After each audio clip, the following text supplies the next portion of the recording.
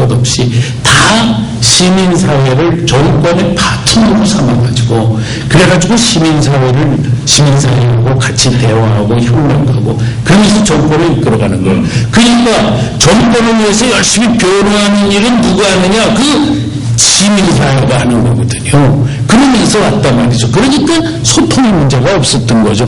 근데 지금 이명박 정부 시민사회에 대해서 관심이 하나도 없어. 그냥 앞에서 그냥 끌고 가면 된다 이렇게만 생각하고 자기들 지지하는 사람들만 그냥 도움만 하지 자기 국정의 파트너십 이런 걸 갖지가 않는 거예요. 그러니까는 사실은 비판적 지지 세력이 많아야 되는 거거든요. 4대강 문제만 하더라도 원론적으로 4대강 정비는 옳다.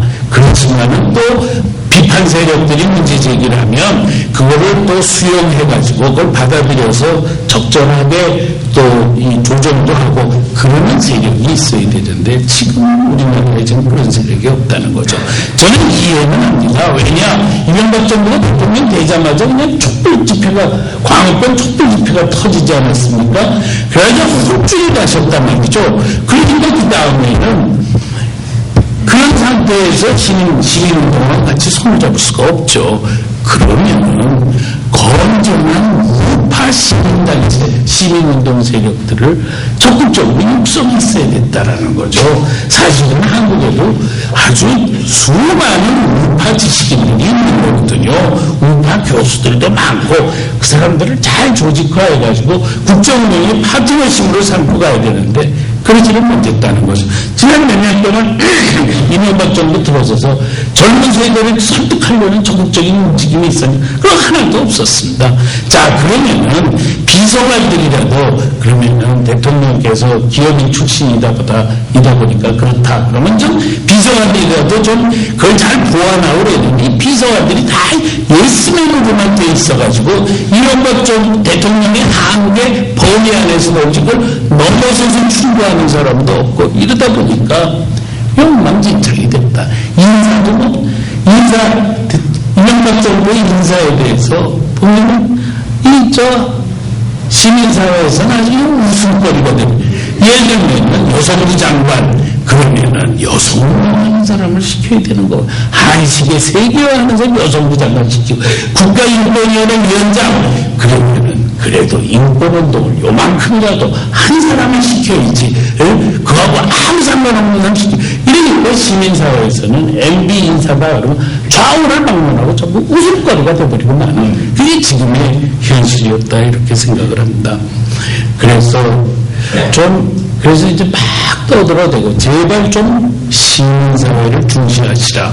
이 언론이 그냥 막 나오니까 이번에 사회통합수석실을 갖다 만들어가지고 시민사회에서 사람을 청구했는데 또 청구하라는 건 또 이번에는 도대체 우파 운동이라고는 한 번도 해본 적이 없는 그런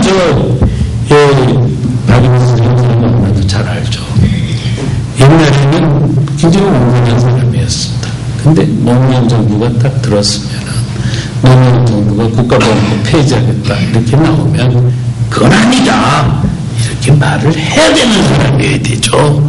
그때 전부 그냥 노무현 따라서 좌파에 다 휩쓸려가지고 그냥 다 그렇게 시류에 따라서 움직였던 사람이 또 시류에 따라서 물론 정부했다고 또 자기가 막 로비해가지고 또 사회통합수석이 되고 그러면 그거 안 되는 거죠.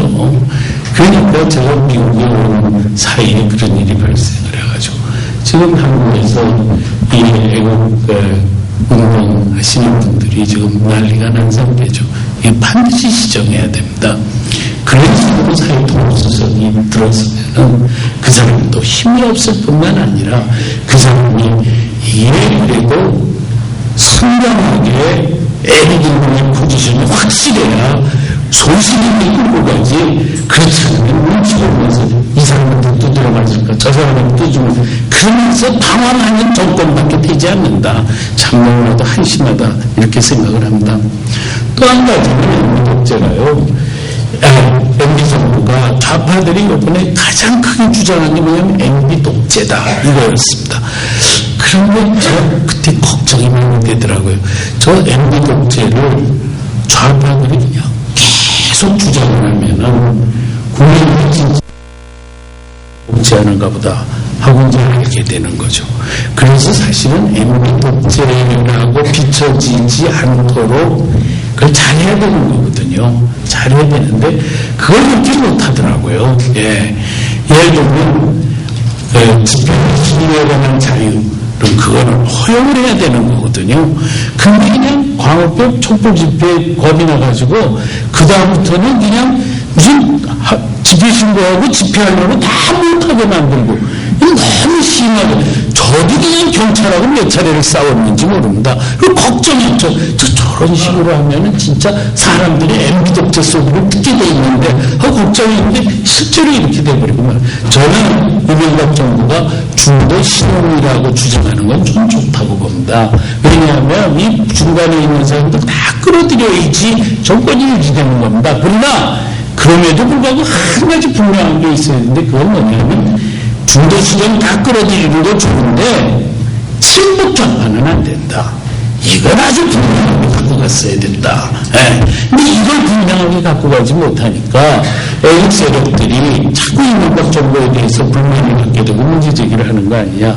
저는 그렇게 생각을 합니다. 그래서 이런 부분들이 참 우리에게 큰 문제였다. MB 정부에게 문제였다. 이렇게 생각을 하는 거죠. 그런데 그러면 정말 MB 정부가 잘못해서 이번 이런 사태가 났냐? 그게 아니죠. 더 근본적인 문제는 이 친북 좌파 세력에게 문제가 있다라고 생각을 합니다. 그러면은 참 우리 여러분들도 참 궁금하실 거예요. 아니 요새같이 말이야 북한의 김정은 정권이 저게 언제 망하느냐 오늘 망하느냐 내일 망하느냐 그러고 있는데 어떻게 나만의 이렇게 친북 좌파 세력이 이렇게 크게 커지는 법이 어디냐 굉장히 궁금한 거라고 생각합니다. 그래서 제가 그 얘기를 좀 설명을 드려야 되겠다고 생각합니다. 제가 왜 이 설명을 드리냐 제가 옛날에 친북 좌파였기 때문에 그렇습니다. 네.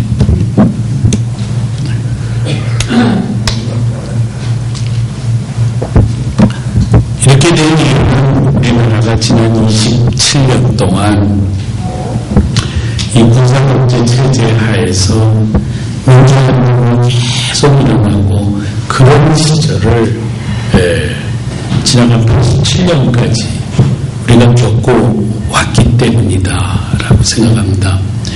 그렇게 되면 이 민주화운동으로 정권하고 맞서서 싸우는 세력들은 흑백 논리로 자기를 무장해야 됩니다. 네. 그래가지고 이 흑백 논리가 딱 있어야 상대방은 이렇게 해서 악마의 세력이고 우리는 이렇게 해서 정의의 세력이다 하고서 아주 쉽게 딱 세계관을 보여주고 정비를 딱 하고 그렇게 하면 사람들이 거기 속한 운동가들 운동하는 사람들이 이게 머리가 잘 정리가 되니까 의심 없이 소신 있게 막 투쟁을 하는 거거든요. 그래서 어느 나라 어떤 상황이 어디서든지 이런 투쟁의 과정 속에서는 흑백 문화를 신봉하게 되어 있습니다. 그런데 한국의 상황에 딱 맞는 무슨 그런 논리가 없으니까 다른 데서 논리를 차용해 오는 겁니다. 그래가지고 차용해 온 게 막스 레닌주의입니다. 또 두 번째로 차용해 온 게 김일성 주체사상론이었습니다. 그리고 기독교에서는 저는 기독교 운동을 한 사람입니다만은 기독교에서는 해방신학, 민중신학 이런 걸로 무장을 해가지고 독재와 싸우는 그런 일을 한 것이 지나간 70년대, 80년대의 상황이었다. 그렇게 생각을 합니다. 그런데 이 흑백 논리라는 것이 투쟁을 할 때는 좋은데 나중에 민주화가 딱 되고 나면 그 다음에 변화된 상황에 신축성 있게 대응을 해야 되는 거거든요. 그런데 이 딱딱한 고정관념으로 무장되어 있으니까 그 변화된 상황에 신축성 있게 대응을 못하는 거죠. 그래서 결국은 다시 소외되고 고립되고 그런 과정으로 좌파들이 넘어가게 되었습니다. 그런데 지나간 70년대는 저뿐만이 아니라 거의 모든 사람들이 또 전 세계 다른 나라에서도 마찬가지고 모든 지식인 사회에서 사회주의가 옳다라는 생각이 지배적인 생각이었습니다. 그리고 우리나라도 그 점에 있어서 예외가 아니었습니다.